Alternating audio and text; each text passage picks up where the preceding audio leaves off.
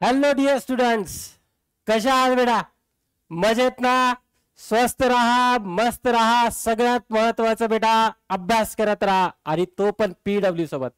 तुम्हा सगळ्या लोकांचं स्वागत करत आहे India's biggest online as well as offline learning platform, that is physics वाला. आणि मी आहे तुमचा फिजिक्स टीचर अनिकेत सर. आणि मी पुन्हा तुमच्यासाठी घेऊन आलोय टार्गेट सिरीजचा नवीन व्हिडिओ. आणि या व्हिडिओमध्ये आपण चर्चा करणार आहोत बेटा ऑप्टिक्स या चॅप्टर बद्दल. हा चॅप्टर आपण 11th मध्ये शिकलेला आहे. या चॅप्टरचं वेटेज, या चॅप्टरचे महत्वाचे पॉइंट्स आणि या चॅप्टर वरती आलेले काही क्वेश्चंस आपण या व्हिडिओमध्ये डिस्कस करणार आहोत. तो देखो बेटा, सबसे पहले हम यहाँ पे इसे समझने की कोशिश करते हैं कि इस चैप्टर का वेटेज कितना है, क्या वेटेज है इस चैप्टर का, कैसे कैसे क्वेश्चंस आते हैं और उसके बाद क्या इंपॉर्टेंट टॉपिक्स है. तो देखो बेटा, अगर मैं वेटेज के बारे में बात करूं, अगर मैं यहां पे वेटेज के बारे में बात करूं तो ये जो चैप्टर है 2 या फिर 3 मार्क्स के लिए पूछा जाएगा. ऑन एन एवरेज अगर देखा जाए हर शिफ्ट में तो 2 क्वेश्चन तो कंफर्म है.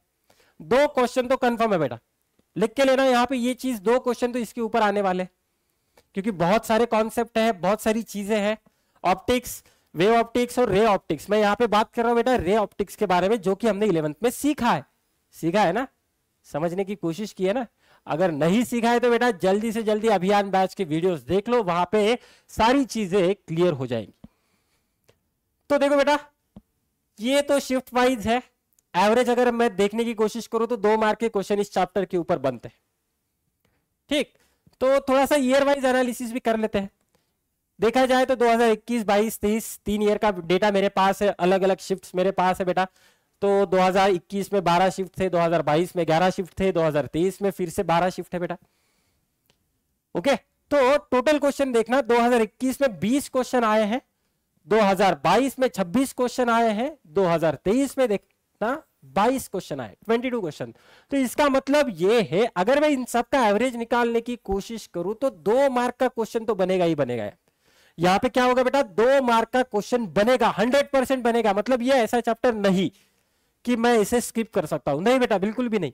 कंफर्म 2 मार्क के क्वेश्चन आने वाले हैं. जैसे हमने लास्ट वीडियो में देखा था, साउंड के वीडियो में. साउंड में देखो बेटा, वो किसी शिफ्ट में उसके ऊपर क्वेश्चन बन रहे, किसी शिफ्ट में उसके ऊपर क्वेश्चन नहीं बन रहे. तो हाँ, मैं वहां पे सोच सकता हूं कि उसको कितना डिटेल में करना है.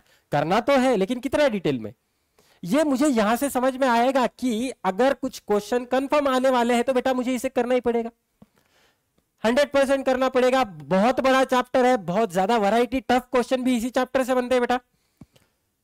ठीक, तो देखो यहां पे इंपॉर्टेंट टॉपिक्स के बारे में बात करेंगे. Lens makers equation and image formation by lenses as well as curve mirror. अपने पास जो कॉनकेव कॉन्वेक्स मिरर है उसके ऊपर क्वेश्चन बनते बेटा, अच्छे अच्छे क्वेश्चन बनते हैं. लेंस मेकर्स इक्वेशन के ऊपर तो बनते ही बनते हैं.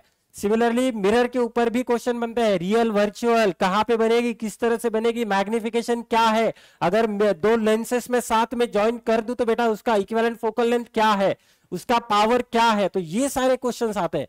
Okay, next prism. Prism formula है, थिन प्रिज्म है, जहां पे हम डिस्पर्शन को समझने की कोशिश करते हैं. डिस्पर्शन के ऊपर क्वेश्चन बनते बेटा, इजी क्वेश्चन होते हैं डिस्पर्शन के ऊपर. लेकिन प्रिज्म, अगर मैं प्रिज्म देखूं या फिर प्रिज्म फॉर्मूला अप्लाई करने की कोशिश करूं तो यहां पे टफ क्वेश्चन बनता है. सिमिलरली लेंस मेकर्स इक्वेशन के ऊपर भी टफ क्वेश्चन बनता है मेरा. समझ लेना अच्छी तरह से, फॉर्मूला मुझे पता होना चाहिए. उसके बाद इमेज फॉर्मेशन किस तरह से होता है, you positive negative, V positive negative किस तरह से होता है, ये चीजें भी मुझे अच्छी तरह से पता होनी चाहिए, तब जाके मैं इसके क्वेश्चन को सॉल्व कर सकता हूं. अब मैंने यहां पे लिखा है बेटा रिफ्रैक्शन. अब रिफ्रैक्शन में ये क्वेश्चन आते हैं मेरे रिफ्रैक्टिव इंडेक्स के ऊपर. बहुत बार यहां पे हमें फ्रीक्वेंसी, वेलोसिटी, वेवलेंथ, ये सारे क्वेश्चंस पूछे गए हैं रिफ्रैक्टिव इंडेक्स के ऊपर. अगर आपको प्रिज्म करना है तो सबसे पहले रिफ्रैक्शन को समझना पड़ेगा. और यहां पे एक पॉइंट होता है टोटल इंटरनल रिफ्लेक्शन. यहां पे एक पॉइंट होता है बेटा टोटल इंटरनल रिफ्लेक्शन, मुझे ये भी समझना पड़ेगा. अपरेंट डेप्थ वाला पॉइंट भी मुझे यहां पे कवर करना पड़ेगा इस रिफ्रैक्शन में. ओवरऑल क्या है बेटा, अगर आपको इस चैप्टर में कंफर्म मार्क्स पाने हैं या फिर लेने हैं अच्छी तरह से, तो बेटा आप लोगों को ये सारी चीजें अच्छी तरह से कवर करने पड़ेगी। आप लोगों को इसके लिए अच्छा वाला टाइम देना पड़ेगा, अच्छा वाला टाइम देना ही पड़ेगा बेटा, तब जाके आप लोगों के 2 मार्क्स कंफर्म हो जाएंगे। अगर आप ये चैप्टर स्किप करके आगे बढ़ने की कोशिश करोगे तो बेटा जो आप अच्छा कॉलेज टारगेट कर रहे हो ना, तो उसे ही स्किप करने की कोशिश कर रहे हो। ये चीज समझ लेना, इस चैप्टर को मुझे करना ही है, अच्छी तरह से करना ही है। अगर नहीं पता आप लोगों को तो बेटा एक सिंपल सजेशन है, शुरू से शुरू कर दो, ऑप्शन ही नहीं है यहाँ पे, स्टार्टिंग से ही शुरू करना पड़ेगा, बेसिक बेसिक चीजें क्लियर करके ही आगे बढ़ना पड़ेगा, तब जाके मुझे ये सारे क्वेश्चंस मैं सॉल्व कर पाऊंगा। तो मैं आप लोगों को यहाँ पे कुछ वैरायटी दिखा देता हूं। देखो बेटा, the radii of curvature of both the surfaces of convex lens of focal length f and the power p are equal. One of the surface is made plane by grinding the new focal length and the focal power of the lens. तो देखो बेटा, यहाँ पे मुझे नया focal length पूछा गया है, नया फोकल पावर पूछा गया है। क्या करना है, मुझे एक सरफेस को फ्लैट करना है बेटा, प्लेन करना है।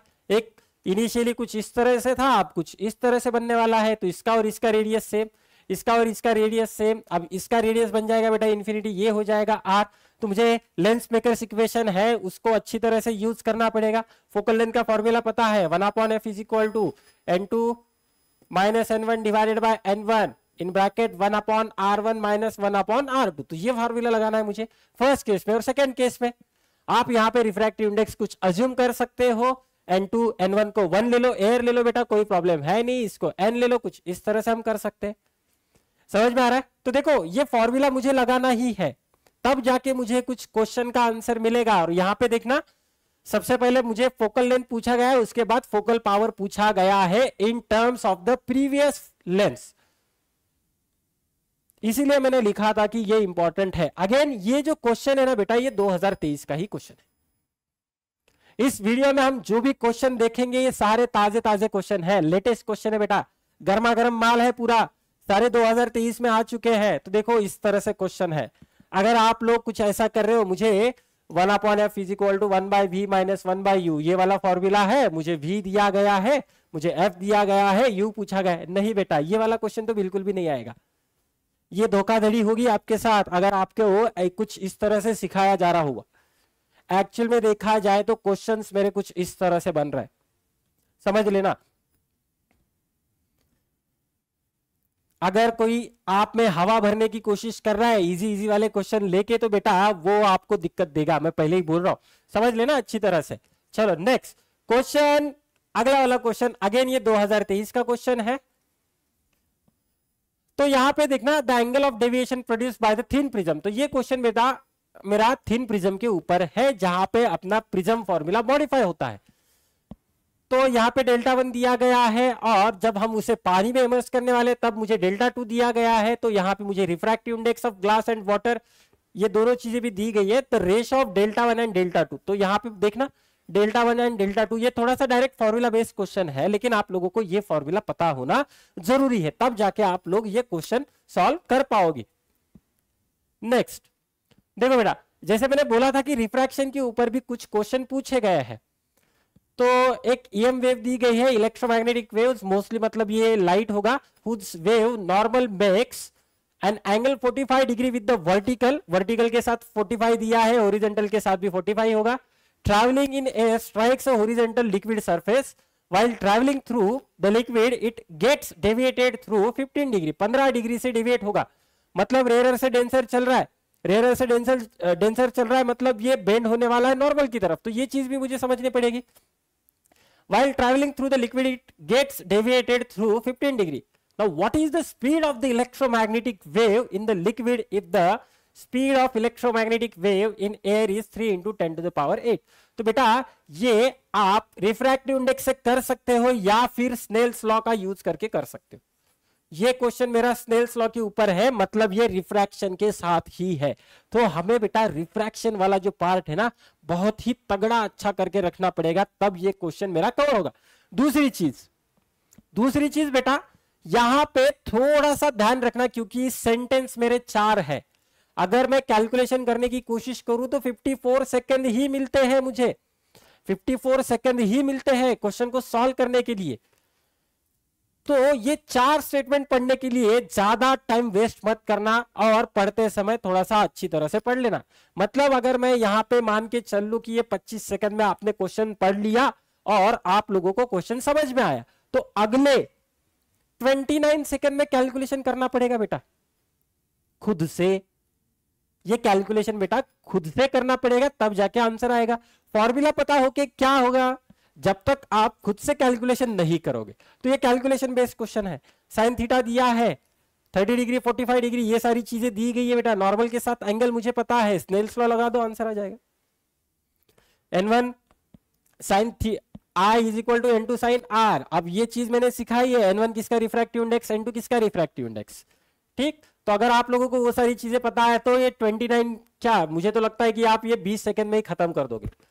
अब यहां पे स्पीड विथ एक्यूरेसी बहुत ही ज्यादा इंपॉर्टेंट है, अदरवाइज 50 क्वेश्चंस फिजिक्स के आप कवर नहीं कर पाओगे। अगर मैं पिछले कुछ स्टूडेंट का फीडबैक दे दूं तो बहुत सारे लोग बोलते हैं कि सर फिजिक्स के क्वेश्चन ही हमने अटेम्प्ट नहीं किए क्योंकि टाइम ही नहीं मिला। ना what is the reason behind this? तो प्रैक्टिस। किस चीज की प्रैक्टिस? ये जो कैलकुलेशन है ना बेटा, जो आप लोगों ने मिस किया है ड्यूरिंग द लॉकडाउन, सबने मजा किया था। जब एग्जाम कैंसिल हुई थी तो सबने मजा किया था बेटा, तो वही मजा अभी आप लोगों को एग्जाम में सजा भी दे सकता है। अभी भी आप लोगों के पास टाइम है बेटा अच्छी तरह से कैलकुलेशन की प्रैक्टिस करना, तब जाके इसका करेक्ट आंसर आएगा। अगेन ये वाला क्वेश्चन भी 2023 में पूछा गया है। लेटेस्ट माल, ताजा ताजा गर्मा गर्म माल। ठीक है, तो ये था बेटा आज का ये वीडियो, जहां पे हमने ऑप्टिक्स 11 का टॉपिक समझने की कोशिश की है। इसको मेरे हिसाब से अब ये सारी चीजें डिस्कस करने के बाद एक चीज समझ में आ रही कि इसको मुझे सीरियसली लेना पड़ेगा। अगर मुझे अच्छे कॉलेज में अच्छा ब्रांच लेना है तो बेटा इसको स्किप करके आपको कुछ मिलेगा नहीं। ठीक, आई होप कि आप लोगों को ये वीडियो पसंद आया होगा। फिर मिलेंगे अगले ऐसे ही वीडियो में, तब तक के लिए बेटा थैंक यू, धन्यवाद, जय हिंद, जय महाराष्ट्र।